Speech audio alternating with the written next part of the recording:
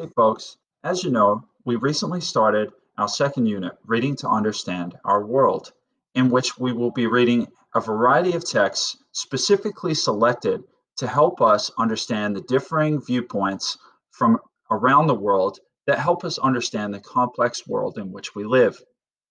This week, we've selected texts specifically about the topic of America.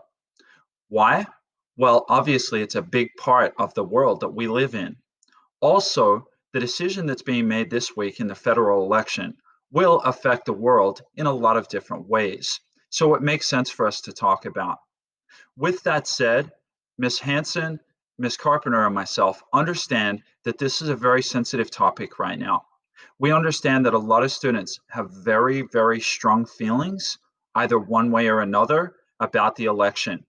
We want to have a class discussion that is engaging and interesting, that allows different viewpoints to be shared, but doesn't turn into a yelling match that so much of today's discourse around politics has become. With that said, I want to establish some ground rules for how our class discussion will take place. To begin, it's important that we listen respectfully when someone else is talking. That's a no-brainer. We will not interrupt one another, and we will listen to each other carefully. Stephen Covey, who wrote the influential book Seven Habits of Highly Effective People, described it best when he said, "Seek first to understand and then be understood," meaning listen to understand people before you try and get people to understand you. It's a powerful thought. Number two, be critical of ideas, not people. You can disagree with a thought or an idea, but you don't have to disagree with the person and be critical of them.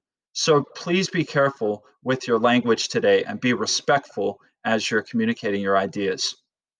Allow everyone a chance to speak, and we will have an opportunity for that during today's discussion.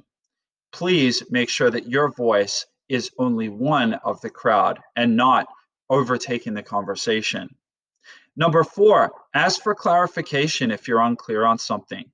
It's okay to ask questions of your classmates or myself to get clarification on thinking, as long as it's done in a respectful manner. Number five, we're working together on this, even if we have different viewpoints. This isn't a competition. We're not winning anything or losing anything by having this conversation. We're growing our understanding of a topic. So keep that in mind. And then finally, if you're offended by something, call it out. I don't mean get accusatory or get angry. Instead, what I'm saying is share your thinking. What I would like to say is, I'm personally offended by this because, and explain your thinking rationally and carefully. You don't have to get angry as you have a discussion about an important topic. That's very, very important. Okay, I think we've done enough of discussing the ground rules and we know how to proceed. Now let's talk about how the discussion will be held. On each slide, you're going to see an image and a prompt. First of all, your job is to read the prompt. This prompt is an example. It says, do you prefer hot dogs or hamburgers? Obviously, that's not going to be one of the prompts. The prompts are about America, but it's a good example.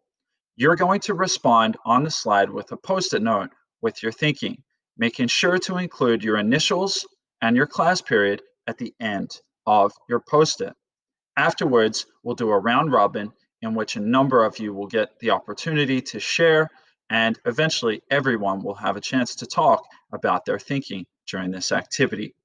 I'm not going to show you the rest of the slideshow, and I encourage you to not go past slide 3 until you're directed so that it can really have its full impact when you get to that slide.